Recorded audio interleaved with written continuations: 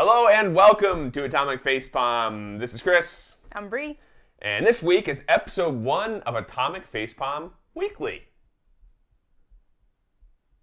Dramatic pause. For effect.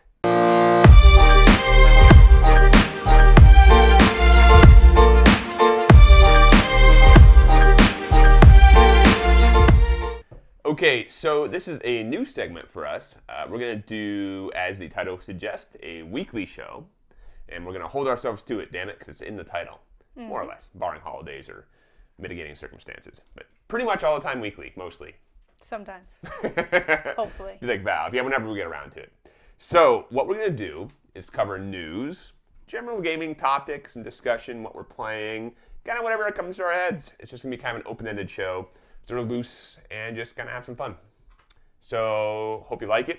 Episode 1, go to the news. So, news topic number 1 this week. It's sort of news. What happened was, not Prey 2, I have in my notes Prey 2. That got canceled. No longer Prey 2. Yeah, so not even close. I actually went and saw Prey 2 forever ago in 2011 when it was supposed to come out, and that got canceled. Where's your little keychain? Yeah, I know. I should get my keychain. I actually have a little Prey 2 keychain, which apparently is a collector's item now. So I'm special. I have a little rubber-coated keychain that's worth 2 cents. That's a collector's item. Go me. Kind of dirty now, too. Yeah, it's pretty filthy. I have a spare, though. Ooh. Yeah. So if anyone out there wants a Prey 2 keychain, Comment and subscribe below, and we may or may not give it away. I don't want it. But apparently a lot of people do. So Prey, not number 2. This one, allegedly, and from what I've seen, has nothing to do with the original franchise whatsoever. Yeah, it's supposed to be just a totally... It's a reboot, or even not even a reboot, but reimagining of a single name title. I don't even know why they chose to keep the same name, honestly, but whatever. So it's being developed by Austin Branch Arcane Studios. Mm-hmm. I'm not sure why. I guess they have a lot of studios. This is the one in Austin. It's got a May 5th release date. And they released an hour-long demo, which quite a few people played. I have not played it. I just watched a bunch of gameplay footage. Everybody got to play it this week. I was so jealous. Looking on Twitter, it's like everybody. So I thought we would actually get that. Without going into too much detail here, we have access to certain games, thanks to my inglorious past. And I don't believe I saw it. Check Steam, and it wasn't on there. No, I think you had to go. You had to go to an event? Was it when it was, and then control? You got it to take it home, I think. Because then other people played it again later. Interesting. So, I know that somebody... I watched 1 hour gameplay on Rock, Paper, Shotgun, and he had played it before, and then he did a Let's Play of it, going through it at home. It's like a rental. Bring home the game and play it for an hour, and then return it. Mm-hmm. So, yeah, from what I saw, it looks, like you said, like video game. It's very similar to a lot of other games that came out. A lot of reviewers compared it to BioShock, not Infinite, but like the original BioShock. Yeah, because you got somebody always calling in and telling you where to go and what to do, and BioShock and Dishonored 2, which is the game studio that's doing it. Anyways, right, yeah. Just about any game. Half-Life, Deus Ex. Yeah. Light RPG mechanics, exploration. Mostly first-person kind of. Yep. They had like unique guns, which I think is what compared it to BioShock. Mm-hmm. And System Shock 2, which is going back a long ways. I never played System Shock 2. I get shit for that all the time. It's one of those like, if you're a games journalist, you have to have played System Shock 2. It's like, well, I haven't, so fuck off. And I want to play it. Actually looks really good. Strong opinion there. I'm telling you, that and Half-Life, which I will admit I should get shit for not playing Half-Life. I played through like 3 hours of it and hated it. But I played it like 6 years ago when it just, I'm sorry, it doesn't hold up that well. Anyway. Got deep. Back a lot to of Prey. Opinions Yeah. piled up it's there. just like your opinion, man. Yeah. So back to Prey. So you're running around. You get very cool, unique handguns and guns. One gun, allegedly, you can create foam blocks with. Mm-hmm. And you can then hike up those foam blocks and get to new levels. It's kind of cool. Yeah, and I'll link the gameplay, and then there's just some people that, summed up their 1 hour of gameplay. Yeah. If you don't want it to be spoiled, no, it looks pretty decent. It looks like a lot of the games that have come out lately. It's not my most anticipated game, but I think I'm looking forward to it. We talked about it off camera. It was on my list of most relished games, just avoid the word altogether, of 2017, and it got cut. just because I had my list of 10, we need to get down to 5, and it was on. I don't remember what it was, but it was up there. When we made that list, though, I wasn't sure that it was going to come out this year. I think a lot of people were thinking it wasn't. That might have also been why I cut it. Yeah, but then they said May, so that's not that far around the corner. From the intro and the footage I watched, looks shiny, looks good, looks like it has a Mirror's Edge aesthetic to it. Everything's really clean. Yeah, kind of like Portal 2. Very, I would say, light colors, industrial motif. The music was pretty awesome. It's very like techno upbeat music in the beginning, and the little intro was neat how they did it. So you get into a helicopter and you fly to work or wherever you're going to, and as you're looking out the window, like the credits go across the skyscrapers. It's kind of cool, nice little touch. No, the intro looks nice, very shiny there. I think that's, there's a little bit of a quick twist in the beginning. Yeah, I mean, but it comes so fast that it's not really a lot of people are calling that a spoiler. It's like, well, if it's in the first 10 minutes of the game, no, it's really a spoiler. I think that's just setting up the setting. Yeah, you're like just saying, here's the universe it takes place in. Spoiler, it's a game. I don't know, it's kind of whatever. If you want to go into it completely blind, more power to you, but I'll play it. It's like BioShock, it's like System Shock 2, from what I understand, great games. I loved BioShock. BioShock is up there for me. When I first played that was an emotional experience, and up until the very end of it, where they kind of lost touch with what the game was, which was great. So, yeah, more power to you guys. And with these games, I feel like it relies so much on the story, and so it's kind of hard to. They all have inventory, and they all have this and that. Yeah. There's a lot of kind of standards with these types of games that really, if the story doesn't hook you, then meh. I hope they don't play it too safe. I hope they don't just take that boilerplate and they take BioShock and they throw a coat of new paint on it and get a new writer and they're like, oh, here's a cool game. And nothing is suggesting they're doing that. I can guard myself a little bit. The impressions are based off of very limited footage and info. So, cautiously optimistic, I will say, for Prey 2, not Prey 2. It is. Prey redone all over. Yeah, Prey 2. No, it doesn't work. Sorry, what was the next one? PewDiePie. Okay. Do you want to take the lead in this one? No, I don't want to take the lead on anything. Okay. Next bit in the news is a fellow you might have heard of called PewDiePie. PewDiePie? PewDiePie? PewDiePie. PewDiePie, yes, him. He's been in the news. Apparently not everyone is happy with him. We were just discussing, I don't know much about the guy besides he's famous and has a lot of YouTube subscribers. Good for you, dude. Like 53 million YouTube subscribers, so like twice the amount of the other. It'd be pretty cool if we had that many. No, I don't think so. No? I think you live in a bubble where you're always in some sort of constant feedback cycle of I'm sure the millions of dollars help cushion that a little bit, yeah. Yeah, I think he's also maybe getting a little weird. Speaking of which. Which is why he's in the news. Yeah, so Disney severed ties with him. YouTube Red canceled their heavily invested Scare PewDiePie Season 2. All because of, well, not all because of. But, so yeah, anti-Semitic videos that he's been making. Which is they alleged, because again, his claim is it's being taken out of context heavily. The Wall Street Journal did this article. It sounds like there's extremes on both sides here. To me, yeah, for sure. It was definitely on Wall Street Journals. It's kind of a clickbaity video where it took things out of context, but at the same time, he gave them a lot of stuff to take out of context. You start to wonder how many times are you going to go back to the Nazi thing? Like maybe that's, and it hasn't been working too well for him. It kind of gets, him in trouble. And then he's like, well, I'm going to do this video to show you that I don't care about, making fun of myself for having Nazis in some videos.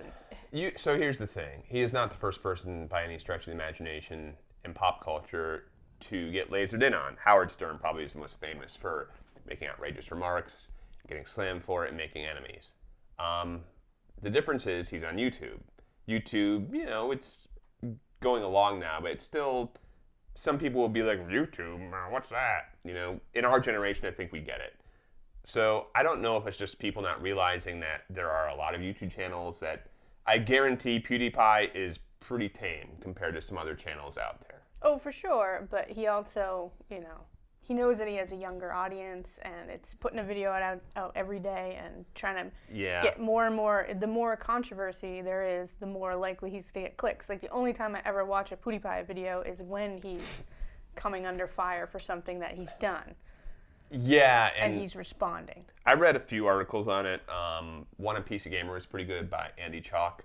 And I have to agree with his comments, which he kind of said, it's sort of like PewDiePie doesn't get that there is responsibility that comes with having this many people watch your content. You can't just write off and say, oh, just making a joke, no big deal. Yeah, if you're like us and you have a small channel, fine. But you have a huge, massive audience, and you say these very inflammatory remarks, whether it's joking or not. Or proving a point, because that's one of his videos. He was trying to prove a point, but maybe there's a better way to prove that point. Yeah. But he's like, oh, I was trying to be an amateur comedian. Well, obviously, because it wasn't that funny. And even though it was a joke, it's thinking that people aren't going to come after you for that. Mm-hmm. And I think what's more worrying is that in the end, his takeaway from, in his apology video where he addresses what happened, he's like against the media, which right now, in the press, I think is interesting because, Trump is going through this whole thing where everything is, if you're critical of what I'm doing, then you're fake news. Or you don't count and you didn't really try to reach out and get my side of the story, which, there's somewhere in between this is the truth of it, but at the same time, he didn't really respond the best. He started off with apologies, started off with all that, and then he ends up with, flipping the camera off and saying, fuck the media. And with the middle finger. Yeah. He said specifically old school media. I can't really interpret exactly what he means by that. Presumably print media, traditional news outlets. He didn't seem to go after sites like, gaming sites or technology sites. He really seemed to more hone in on, the bigger news markets. Yeah, because they haven't given him attention unless it's about money. They haven't, Yeah, I don't know how true that is. It isn't, because he's had he's had a cover. I think Vanity Fair gave him a cover. Wouldn't be surprised if that's the truth, yeah. I mean, he's an influencer, and that has definitely been in the news. You have to be living under a rock to not, even if you're not part of YouTube culture, you have to be living under a rock to not know who he is and what he's doing. And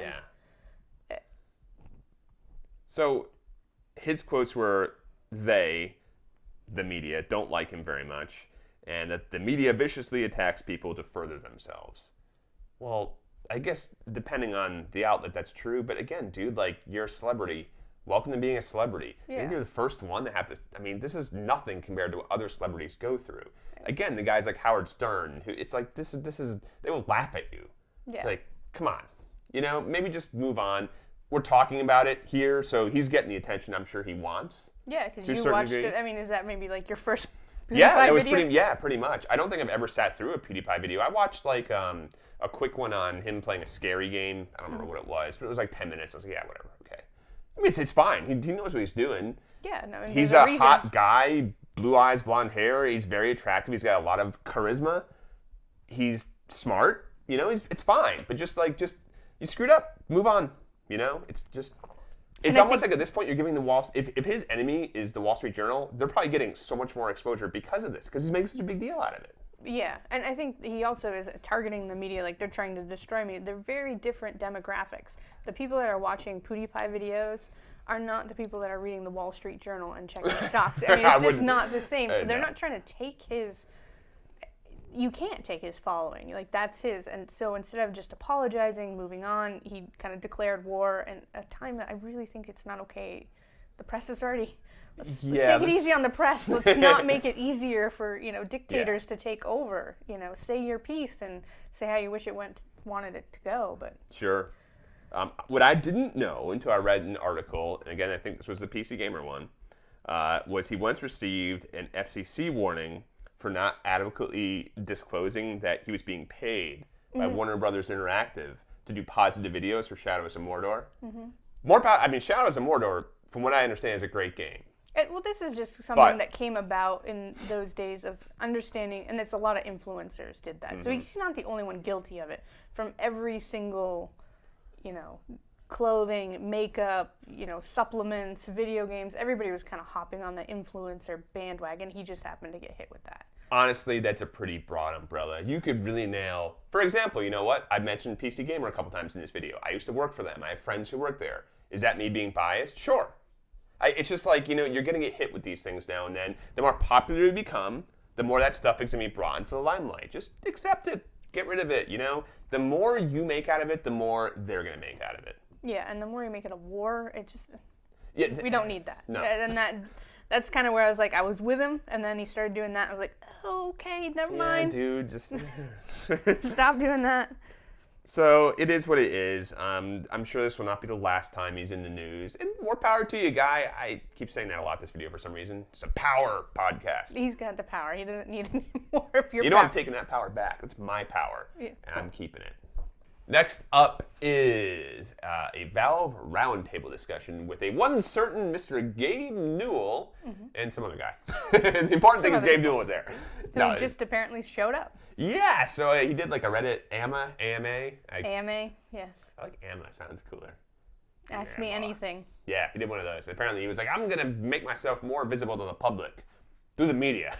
Same media that PewDiePie hates. So they all got together, they talked about some things, and, probably what you'd expect. Nothing huge coming out of that. Not like Half-Life 12 announced. No, it was more just Gabe being very open and honest. And that might not sound like a bunch of news, but when you are used to interviewing people and doing stories in these big companies, it's so boilerplate. It's so just bullet points. And it's like, So it's refreshing to hear that a very influential guy like this is just opening himself up. Yeah, well, I think some questions were asked, and he kind of gave boilerplate answers, There was some of that from what I understand, yes. So it wasn't until certain topics came up that he really latched onto them. He's still master of holding his wall up and keeping the, stuff, like Half-Life 3 was asked about. Of course. And so, No TF3, no Half-Life 3, no Portal 3, et cetera, et cetera. But he did talk a lot about VR, and to his credit, he did say, this is very much in its infancy. We are not trying to go out there like the Oculus Rift, for example, has been like, this is the new greatest thing. Everyone's going to do it. Everyone's going to buy it, blah, blah, blah. It's going to be the next greatest thing. And he's like, let's step back a little bit. It's expensive, like really expensive. Just to buy the damn thing is expensive. You need to have a crazy powerful computer to run either the HTC Vive or Oculus Rift. You really need 2 GPUs, like I'm talking 2 1080s. Yeah, it's expensive right now. Like, I think I looked at it for a minute and was like, can't. I'm not ready to go that all in. I mean, it's awesome. You and I tried it when we were at PAX last time. And there's not a gamer out there that doesn't want to get their hands on a VR setup. But not only that, you also need like a huge amount of space too if you're going to use it. Yeah. Which not everyone has. But it was nice to hear him say, we're trying to be very realistic about this. We like it, we want to push it, but we're a long ways out before this is going to become like the next console. Yeah, but they're working on it because it's exciting, and that's what they like to kind of Half-Life 3, I don't think is exciting anymore for him. I think that's one of the things that you're taking away from this is what things were exciting to him and what things weren't. Yeah. VR definitely is where he's focused on that. Yeah. He's like John Carmack, John Carmack is also in VR, but it's like those guys, when they put their mind to something, they're there. They're not leaving it. It's like they're going to be doing that and fail or succeed. That's what they're on. And look, Valve is incredibly rich, thanks to Steam, so they can kind of do this stuff and not have to worry about failure. Yeah, fuck it, we threw away $30 million. Make that back next quarter. Yeah, it's like whatever. So, once again, Newell celebrates open platforms, hates closed ones. Not new news. But again, nice to hear that he was willing to talk, etc. If you want some great info on it, by the way, Polygon did an article by Colin Campbell. Great read. No, it was really great. It felt like that was, like, he really took away from that just what was a round table and really, like, put you there. And because I saw some other articles coming out about different pointed topics that Gabe had talked about, but this one really kind of gave you what it was like to be there with him or something. You know what I mean? It was good. Really good article. Good stuff, buddy. Then you want to talk about something to do with a game called Zelda. Yes. So Zelda released the information that they're going to do DLCs for the new Zelda game after it's released, and it's going to be $20 for 2 packs. One comes out in the summer, one comes out in the holiday. But if you buy them now, when it comes out, then you get some extra stuff. Wait, so you're buying pre-release DLC? Yeah. Oh, Nintendo. I don't know what's happened to Nintendo, because between this and then now their mobile games with their little I'm gonna do the old patented like. Yeah. Seriously though, but DLCs are one of those things that it's hard to do them right. It just feels cheap. You know what I mean? You're telling me the day that I buy this game that there's more coming and I have to pay $20 for it. But if you buy in now, you get 3 treasure chests, and in-game clothing, useful items. Like, In-game clothing. You mean cosmetic DLC? I think if you started naked, I'd be like, fuck it, I'm starting naked. I'm buying not giving you guys I'm buying that $20. birthday skin pack. I'll spend $300 on this new console just to play one game, but I'm not giving you the $20 more. Yeah. No. Yeah, I don't think you're. Well, I'm sure some people will, because. No, they will, and honestly, I'll consider it too because it's a Zelda game, and they got me there. But it's like, come on, don't do that. That's Nintendo. Yeah, so I'm not too happy about it. I'm surprised they haven't been like, buy into our Nintendo bucks, and you'll get the Nintendo bucks to spend on our new platform. Didn't they have Wii? No, I guess they didn't have. The Wii's I thought had Me points, or I don't. I can't keep up with all the shit anymore. I really can't. There's all these different ways of pay to win. Also, now we're mentioning Zelda. Does that mean we're gonna get like banned from YouTube or whatever because we can't do Nintendo content? As long as I don't play anything like Okay. Nintendo. Blank footage here. Like rearrange Nintendo N or something. Yeah. Cool. Okay. So I think that's what we're gonna do it today for the news. We're again, damn it, Atomic Face on Weekly. We're gonna keep it up. Film Sundays posted Monday, Tuesday, maybe Wednesday. Friday. We'll see how long it takes me to edit these, but weekly. Yeah. Okay, so closing it out there, we're going to talk about the games we've been playing. Mm-hmm. Because we're in a lull between a couple games that we're going to review. We just did... New games. Yeah. We just did Owlboy, and then coming up on Tuesday, we're going to do A Night in the Woods. So we had this lull to play what we wanted. Which is weird feeling, yep. I got to say. It was like, oh, I can actually... Wow, it's crazy. So, speaking of Owlboy, you should watch our review. Please do. If you want to. Mm-hmm. It's a good game. Good game. No, I'm not going to give away everything we talk about, but it's a good game. Yeah, and we have a full review of that. So, because of that, I went on a retro binge. So, I've been playing Shovel Knight, which I just heard about. Apparently, it came out 2 years ago or something. Oh my god, amazing. It's like a great Nintendo game. It feels like a Nintendo game that was released back when the Nintendo was there. Mm-hmm. So good. You're shoveling up, like you're a knight, you got a shovel, and you do down thrust like in Link. Do so much shoveling. Oh, it's so awesome. So that, and I've been playing Chrono Trigger, one of the best games of all time, and it holds up. Yeah. It's so good. So yeah, I've been playing those. I'm trying to get through them, but I have a feeling I will not finish either of these games when we hit our... So here's the thing, it's feast or famine. Mm-hmm. Right? Right now, there's like no games to review, and it's going to be like and then we have like a whole month of just back-to-back games. Yep. Games that we actually even picked in our top 5s of the year, anticipated games, so... Whew. Coming at us. And then PAX East, too. So. Oh, yeah, PAX East. That's right. Bree, have you been playing games, too? I have. I've been playing The Witcher 3 because I'm a terrible person, and I bought that game when it came out and then just never got around to playing it. It looks so good. At all, and it is so pretty. Like, oh my god. Sometimes I just stop and I'm like, oh, everything is so pretty. It's such an in-depth game, though. It's kind of daunting because there's just so much to do. It's so much. I'm going to be crafting and picking these flowers, and I mean, you don't have to, but I feel like I do. It's like a third-person Skyrim. It really is, and there's all these places on the map. It's a question mark, and you got to explore it like Skyrim, and yeah, it's awesome. It's gorgeous. As I've been playing Chrono Trigger, I've been looking over. Let me see. Oh, what's so pretty? You couldn't be more opposite, really. Yeah, you really couldn't.